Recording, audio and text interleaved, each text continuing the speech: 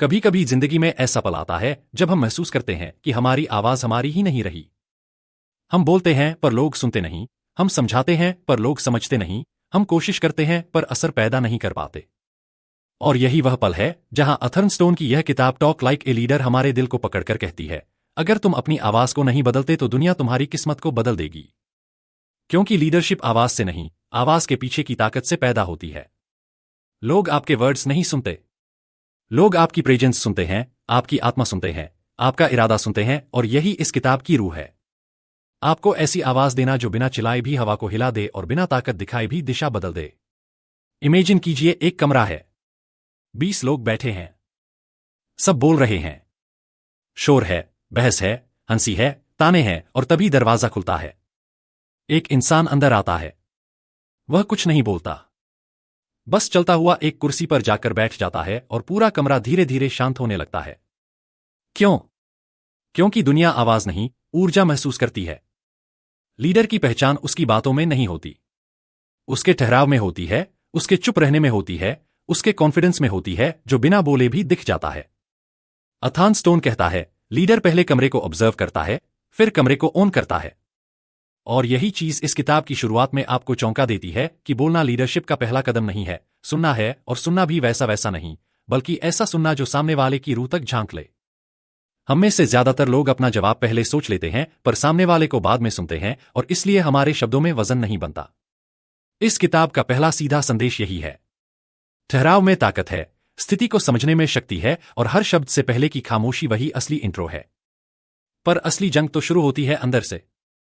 वह जंग जहां हमारी आवाज हमारे ही डर से भिड़ती है।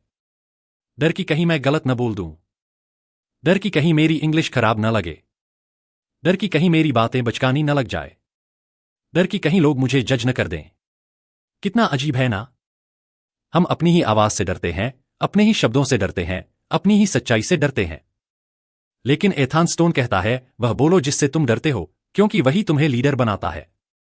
हम सबकी जिंदगी में एक ना एक बात होती है जो हम बोलना चाहते हैं पर बोलते नहीं।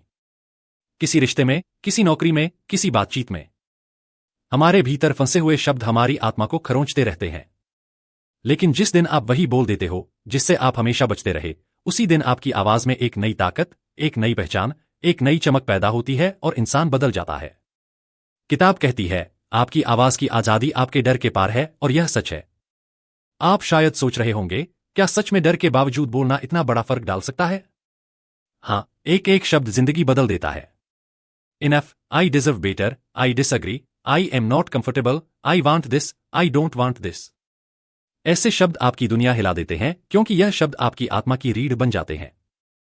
लेकिन आवाज की एक और बीमारी है। बहुत मीठी आवाज, बहुत सॉफ्ट आवाज। वह आवाज जो हर बार सॉरी से शुरू होती है और अगर आपको ठीक लगे तो, पर खत्म होती है। इसे अथर्नस्टोन कहता है नाइस गाय वॉइस। यह आवाज सुनने में सभ्य लगती है, पर असल में यह आपकी इनसिक्योरिटी की आवाज होती है। यह बताती है कि आप अपनी बात से पहले लोगों की रिएक्शन के बारे में सोच रहे हो, और यह आदत भारत में सबसे ज्यादा मिलती है। क्योंकि हमें बचपन से सिखाया गया, ज्यादा मत बोलो, उच्च स्वर में मत बोलो, बड़ों के सामने सवाल मत करो, सबसे प्यार से बात करो।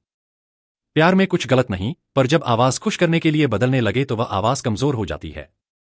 किताब कहती है, लीडर वह नहीं होता जिसे सब पसंद करें।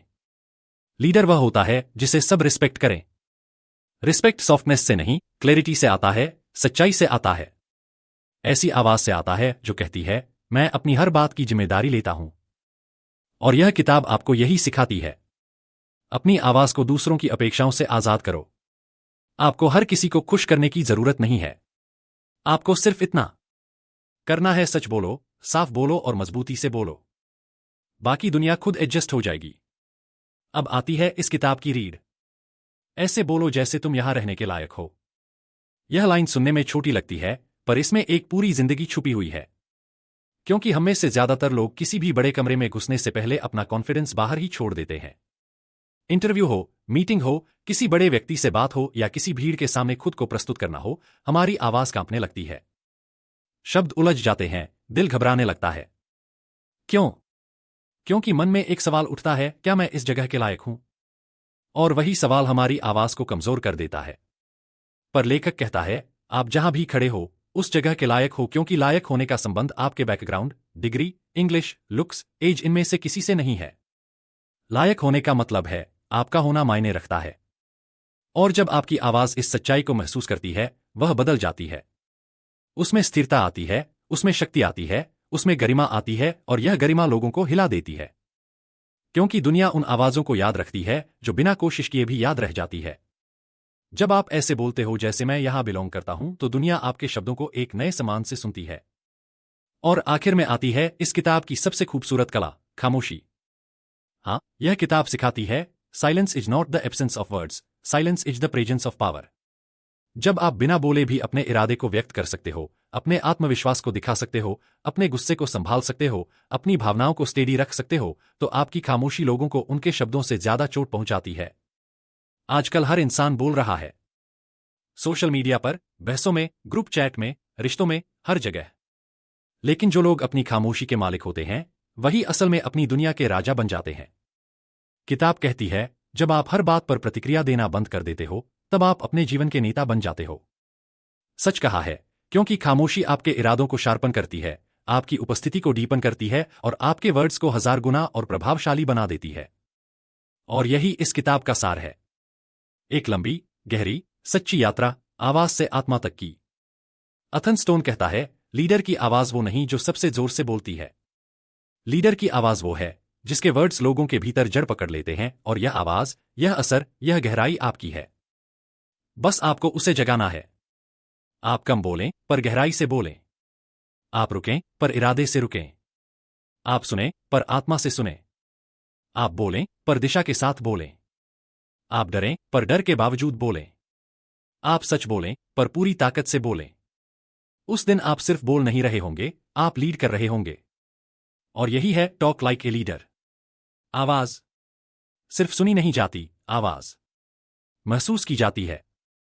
और जब आपकी आवाज आपकी आत्मा से निकलती है, तो दुनिया सिर्फ सुनती नहीं, बदलने लगती है।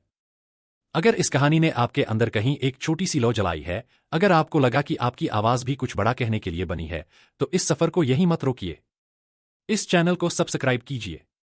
क्योंकि यहां हम सिर्फ किताबें नहीं सुनते, हम सोच बदलते हैं, हम आवाज जगाते हैं, हम लीडर्स बनाते हैं। नीचे कमेंट में लिखिए, आई चूज माई वॉइस, ताकि दुनिया जान सके कि आज आपकी आवाज ने खुद को सुन लिया है।